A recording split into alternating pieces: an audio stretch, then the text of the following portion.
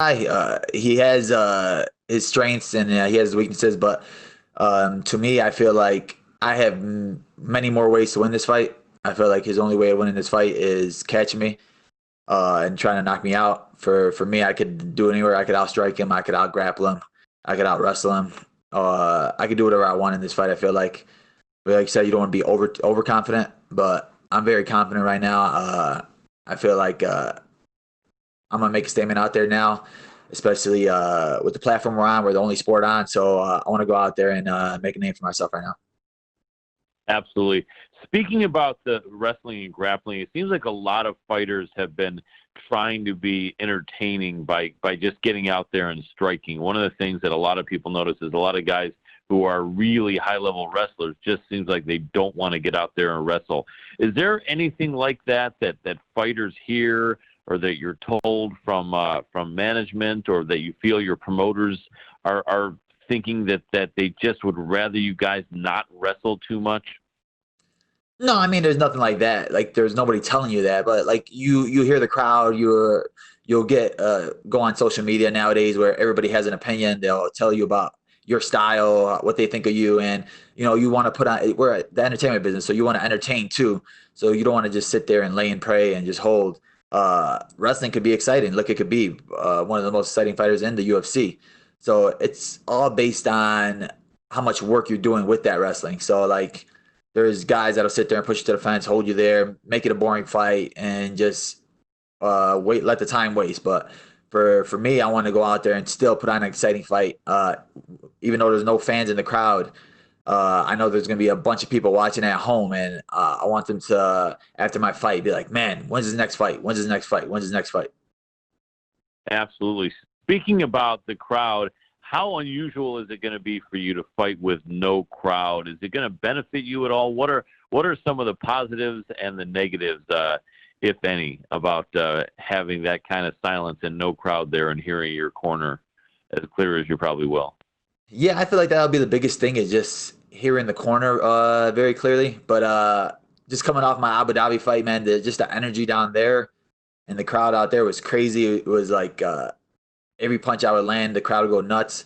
So it's gonna be a big difference now. Maybe I'll convince Dana White to give me a couple of cheers every time I land a jab or something. But still, I mean, you can't tell until you get in there. I had a couple teammates fight in there, and they said it's a different type of energy that you're gonna feel when you get in there. So just be prepared for it. So I feel like it's not gonna be one of those until I get in there that I'm really gonna know how to react. Absolutely. Last question from me. You're known as having one of the best senses of humor of all the fighters in the UFC. What percentage of fighters have a good sense of humor, would you say, in your experience? Man, I think the percentage is low, man. It's what usually when you go to different things and meet a bunch of different fighters, everybody just has that attitude where their chest is up and they want to look at you tough, and you're like, relax, I'm a fighter too. Like, we don't need a fight right now. I'm not even in your weight class. But during this quarantine, it's been funny to see like different guys' personalities come out because there was no fights on, so you couldn't show anything. So it was all about social media and how you interacted with fans and stuff like that, man. But honestly, one of the guys that I thought was hilarious that I didn't know was Darren Till, man. He got a follow from me after that. The guy's pretty funny. Cool. Well, I appreciate it a lot. Look forward to another exciting fight from you, Belal. Appreciate it, man. Thank you. Next question is from Jay Anderson with Cage Side Press. Hey, thanks very much. And a couple of quick ones from me. First of all, Bilal, it's kind of weird to see an upside in a pandemic, I guess, but do you feel there's some opportunities here? We see guys making quick turnarounds, in some cases a quicker path to the title even. Yeah, man. That's what I'm saying. That a lot of these guys are losing opportunity right now, where they're using the pandemic and what's called to not fight, so they can save the number next to their name. A lot of these ranked fighters don't want to fight right now. They're just sitting out. Oh, I can't train during this quarantine. I'm like, you're a UFC fighter. You get a key to a gym. You could go in there and train. There's a lot of things you could do. But I feel like a lot of guys are just using this time to be lazy or just trying to save their spot.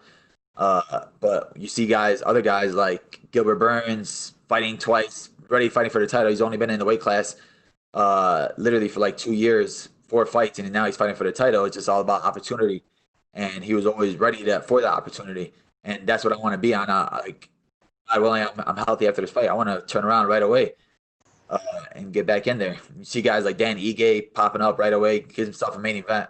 This is the time where you make a name for yourself, where we're the only sport on TV, and people need something to watch, and they're going to be paying attention to the guys that are actually in there fighting.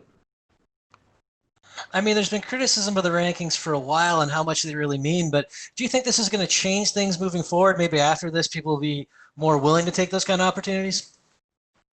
Yeah, I mean, honestly, the rankings are trash. But like you said, where nowadays guys are just so afraid to fight below them. I don't want to fight below me. I don't want to fight below me. And then now as you see Dana White's like, all right, well, we're moving on to the next guy. Masvidal didn't want to fight. Moving on to the next guy. So now, as you can see, like even guys with that big a name, they're willing to pass up on them. So if you're freaking 10 or 11, they won't hesitate to pass up on you. So if you're not willing to say yes, then either don't fight or get out of the rankings. And last one for me, I mean, when the fight with Lyman originally fell through and he announces he's tested positive for COVID-19, I mean, was there any thought on your part of saying, you know what, just find me someone else? Maybe, I don't know how long it's going to take for him to get over it and just kind of moving on from it? Or was it important to hold on to this matchup? No, I actually did I was looking for an opponent for April 18th card. When that card happened, that was like the craziest last week I've ever had. It was one of those where you don't know if the card is going to happen with everybody saying, oh, COVID, COVID, COVID. Don't let this card go through. Don't let this card go through. Then Lyman pulled out, and I was like, oh, crap. And then UFC was like, well, we're looking for an opponent. So then I was like, all right, cool. I don't really care who it is. They'll throw out names, and I'm saying yes to everybody. And then you're still getting family and friends. Hey, you're not on the card. You're not on the card. What the heck? And I'm like, yo, relax. They're trying to give me an opponent. And you're cutting weight, and then you're still dealing with, man, is the fight going to fall through? And then Khabib pulled out, and you're like, oh, crap. But then they've got Justin, so you're like, all right, you know what? The card's still going to go through. Justin's a great replacement.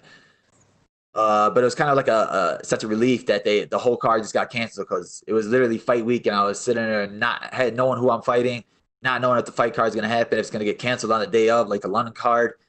But in the end, I thought they were going to end up giving me somebody else, but then they called me again, and they said,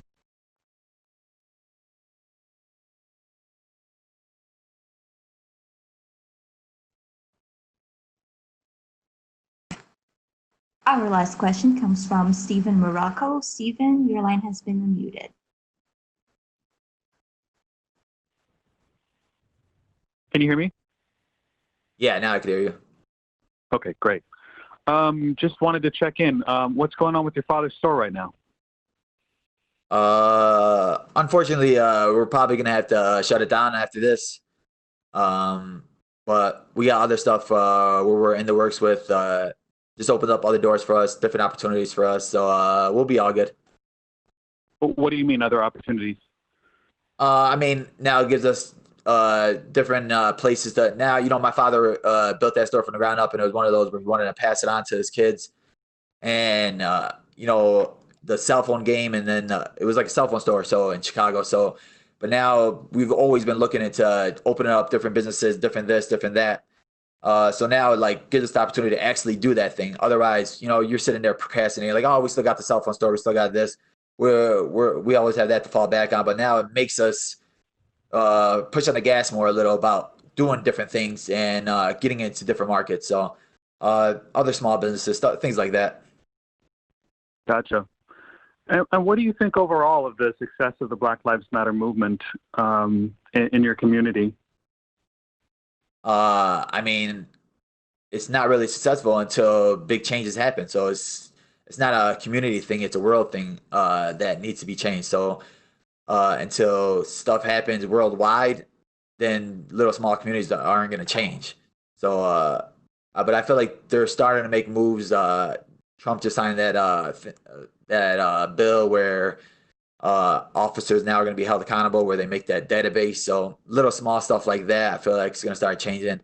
As you see, like NBA players now are saying that they're not going to start the season until bigger changes happen. So I feel like now people are actually realizing how crazy this is and how much hurt people are going through. So I know the NFL, even the NFL coaches and stuff are now they're stepping up. But even when Kaepernick did it, nobody wanted to really pay attention. But now that everybody's doing it, now that you have to do it, otherwise you're going to look bad. So hopefully people actually start making big changes. And what prompted you to get involved with that video with Angela and Israel Adesanya? What did you say? Can you talk about how you got involved in that video with Angela Hill and Israel Adesanya? Oh yeah, man. I'm all for the movement. Like I'm about change. And Randy Brown was setting it up. Randy Brown called me, messaged me, and asked if I wanted to be a part of it. And of course, I wanted to be a part of it. That was a big message, I feel like, and a big message for the UFC to show that where we stand and the fighters where we stand. And I thought it turned out great. Did the UFC share that video on their account? Yeah. The UFC did, and I think the ESPN MMA did. Gotcha. All right. Well, thank you very much for your time. Appreciate it. Thank you. Our next question is from Georgie Cook-Willie. You have been unmuted. Oh, thank you. First of all, my name is Georgi Kokiashvili and I'm from Ajara Sport. Belal, first of all, I want to wish you all the best. And my question is very simple and one. You had 3 losses in your career, so my question is it's very simple, as I said. What did you learn from these fights? You learn a lot from every fight. You learn so much after a loss. You go back, you think about it, and for me, I had the pleasure of going down to Fortis MMA and training this last one. My last opponent I lost to was Jeff Neal.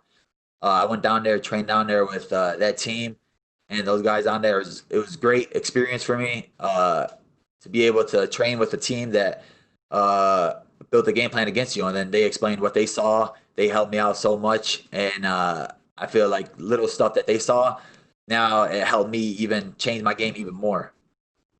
Thank you so much. Wish you all the best on such day. Appreciate it. That's all we have for you today, Belal. Thank you. Thank you.